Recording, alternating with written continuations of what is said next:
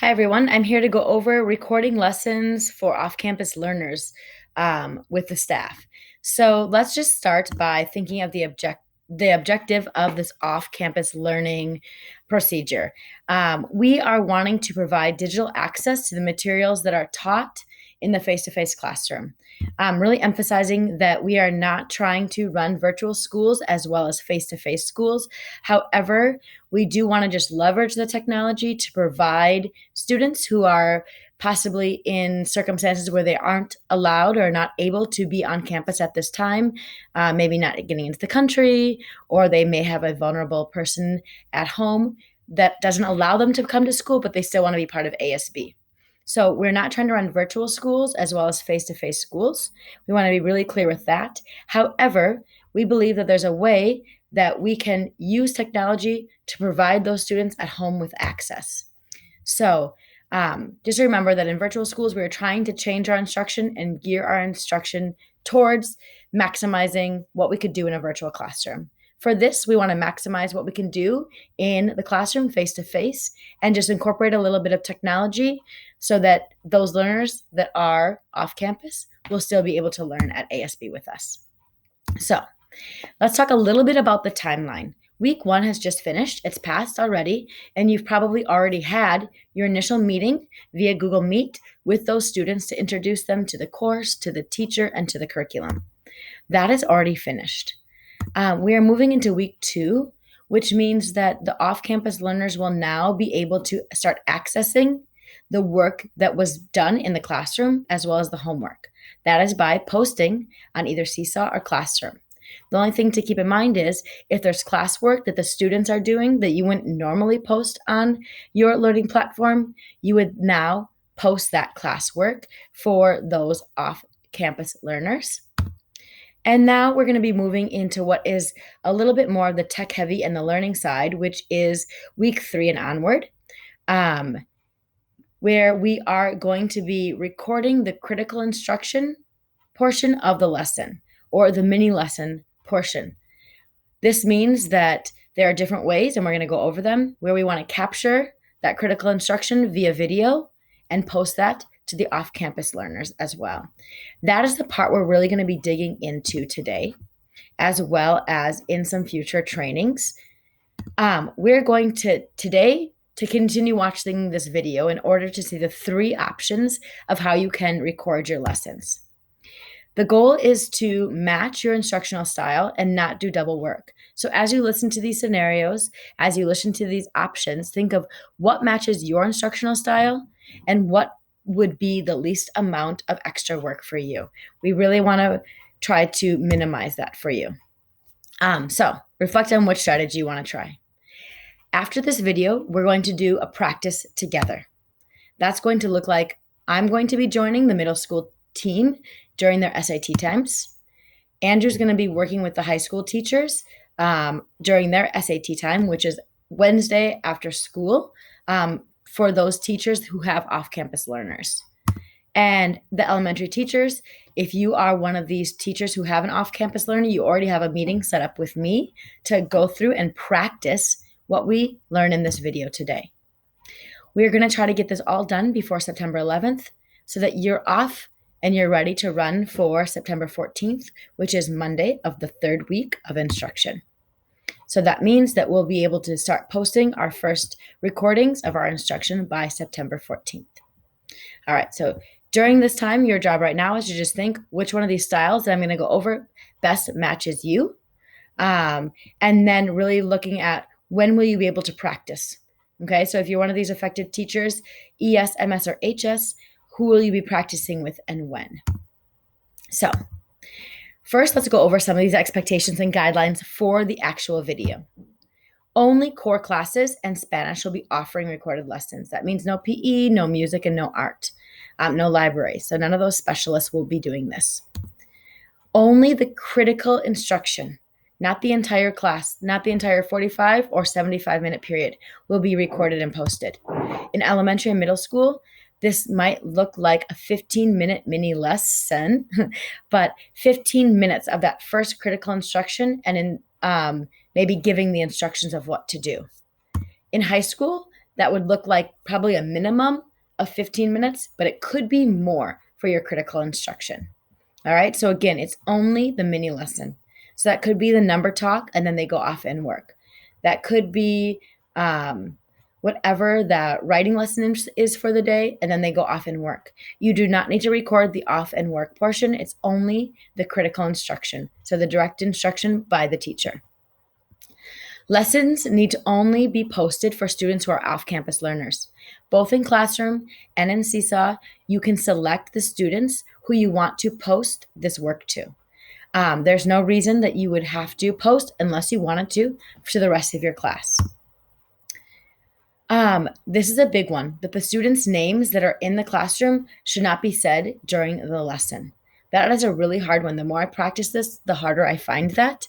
But some workarounds are, if you're asking a question, I heard someone say, instead of saying the name of the child, if a name is said on accident, which is going to happen, there's no need to stop and re-record. We want to work under the assumption that we are trying our best to protect the privacy of the students that are in the classroom. This could mean that maybe for that 15-minute mini lesson or the critical instruction piece, you don't do as many think, pair, shares, or turn and talks where you have to say their names. You still can do those activities in the critical instruction or mini lesson. However, you don't need to call on the students' names to share during that time. We are not offering any live classes. Off-campus students cannot log into Meet and join, for example, the class maybe via your computer or via a friend's computer. They're not joining any live meeting classes. The only exception to this is IB students may be piloting this. So these recorded lessons will be recorded one day, posted that night or the next morning. So those off-campus learners will basically be a day off of our 6-day schedule. So if it's a day 3 and I'm recording lessons, I'll post that at the end of my day 3 so that the beginning of day 4, my off-campus learners will be doing the day before's work. So that just goes over that they're kind of behind a day, but we want to get these videos posted. I was thinking after school, but no later than 9 a.m. the next day so they can start their school day normal at 9 a.m. Of course, they don't have to do this synchronously. They would be doing this asynchronously. So we're going to get into what is actually happening with these videos. I know I've gotten a lot of questions about this. So the critical instruction is recorded for access the next day, and then it's posted. I have thought, kind of brainstorm with some people, 3 different ways that this might look. The first is in real time in your classroom, use a tripod and an iPad to just record what's happening.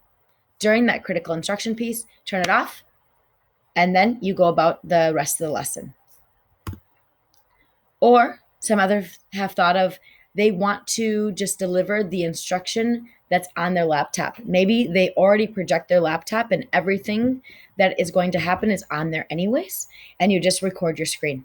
And so you're doing that at the same time of giving a live class, but I'm doing it this way. So similar, if I had a group in this classroom with me that I was talking to, I would just record on here as I give this presentation and then post that. The third way is just to record the lesson outside of class time. So if you're someone who likes to prep for that class, you might do that. So we have 3 options. You can choose which one best fits you. Again, we're not trying to replicate virtual schools or put more work on. We're trying to use technology so that we can just capture what's happening in the classroom. Okay, so that when I say that makes me lean towards 1 or 2. Just capturing what's happening in the classroom and not doing the extra. However, if you wanted to do number 3, that is your choice. So option number 1, this tripod, iPad, and microphone. How does this work? The setup for this looks like getting the tripod, iPad, and microphone set in the room in a place where you're going to record your lesson. We will use Google Meetings, like Google Meet, to create a event. So in your Google Calendar, you will be able to add a Google Meet to it. And then when you get to that class, you would be able to then open up Meet on the iPad, Make sure that the sound and video is on and pointing towards the room. So you get in there, your meeting is already created. You've done that beforehand. You look at the iPad, you open up the app Meet, and you see the meeting that you have. You join that meeting. It has the video on, it has audio on. And then what the tricky part about this is, I think, is then you have to go to your teacher laptop, join the meeting, and push record. As soon as the recording starts, then on your laptop, you can end that meeting because we don't have that feedback loop. And only the meeting on the tripod that you can see here will be recorded. We have to do that because for some reason the iPad app doesn't have the record option. Otherwise, we wouldn't have to go back and forth between the two devices. When the critical instruction or mini lesson is over, you just simply end the call and go about your lesson the same. The thing about Google Meet that is very nice, and that's why we're choosing the software, is for two reasons. One, it doesn't take up space on the iPad. It automatically gets processed into Drive and it's stored there. Two is when this video is over, it automatically links to the Google Calendar invite. So it maybe takes an hour, and then the teacher will be able to just grab that link and post that on the Classroom or Seesaw. So that's how the tech works with a tripod. That's what we're going to practice together. What are the pros and cons of this? The pro is that this minimizes any additional prep. You only have to prep for one class and use the tripod to videotape yourself. Your critical instruction doesn't have to change to be digital. If you use an Anchor chart, or you're making something together here, or you're just writing on the whiteboard and that's how you deliver your instruction and do examples together, then you don't have to change over to be digital. Some of the cons. One is that there is a new learning curve, meaning that how to get the tripod to set up, where you need to be in the camera, how to press record and set up the Google Meet. And I believe there's another con here, is that because we're using a shared iPad, you have to log in and out between teachers coming in and out of the classroom. So you have to log out of that iPad and then log back in when you come in again. You might choose to do this. One more con is that your tripod must be towards the front of the class. So let's say you have little ones and it's towards the front of the class. You may have to have some other students move around so they can still see the board. All right. You may choose this option that if most of your teaching is done with non-digital tools, or you just think it sounds simple. Okay. Let's move on to option 2. Option 2 again was recording in real time your device, whether that's an iPad or your laptop. So you're recording your screen as you click through your slides for your critical instruction, or as maybe you navigate around the laptop. How does this work? Prepare your lesson with your digital materials as normal. Could be websites, Google Slides, anything that you use digitally on your laptop. Record your screen like I'm doing right now with the Screencastify as I give my critical instruction. Everything on your device will be captured. You can use Screencastify, QuickTime, or if you're using an iPad, the screen recording. The hardware for this possibly could be that we need to get some wireless microphones if the sound is not good enough. We have ordered some to test to try to find what works best. At the moment, we don't have any. So it would just be picking up the audio from your laptop. So as soon as these come in, we can start testing some wireless microphones for this option. Pros and cons. Again, I believe that this minimizes additional prep. If you're already delivering one lesson, you only have to deliver the lesson once.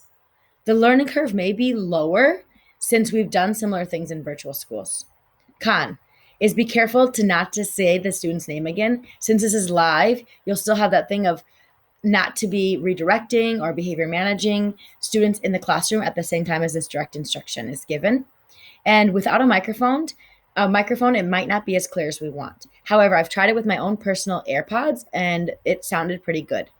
You might choose this as a choice of how to record your lesson if you already prepare your materials digitally. If everything's already on your laptop or your iPad and you simply are projecting that to students and giving the instruction. All right, so that was option 2. Option 3 came from teachers. They're saying, "Can't we just do this, Ashley?" And I said, "Of course you can. I just didn't think of that because I don't want you to think you have to do lessons twice." So this is that you pre-record your lessons outside of the class time. You just need your laptop, the screen recording software. Um, Again, you can imagine that the pros and cons to this are: pros, the learning curve might be lower because you've already used these tools. You don't have to worry about that classroom management or in-class engagement of saying students' names while filming. But the con is time. Again, since you are essentially doing the same thing twice, that could take more time. Not could, that would take more time. And we don't want to replicate virtual school. So please try to keep in the mindset of we're not making a virtual school and a regular school. We're just providing them with what they would get in face-to-face contact. You might choose this if your lessons are all done digitally. And I often rehearse things a few times before I give it in class, or at least once. You could just record your rehearsal of your delivery. All right, so those are the three options. Again, note that this scenario is for off campus students only. It's not for pods who get sick and stay home. All right, this is not the virtual model. This is only off campus students. If a pod does go down, that's when we would move into virtual schools where we prepare materials strategically with instructional strategies that work best for virtual schools. Again, our instructional strategy focus right now is for our on campus learners, and we simply want to leverage technology to be able to capture what's happening and share that out with students at home. Again, we will see you this next week, either in your SAT time for middle schoolers. Elementary, you have your meeting with me already. And for high school with Andrew on that Wednesday. And this is where you're going to practice. So your homework now is to just think what works best for you and what questions do you still have. So a little bit of flipped instruction here. Have a great weekend, and I hope you're well.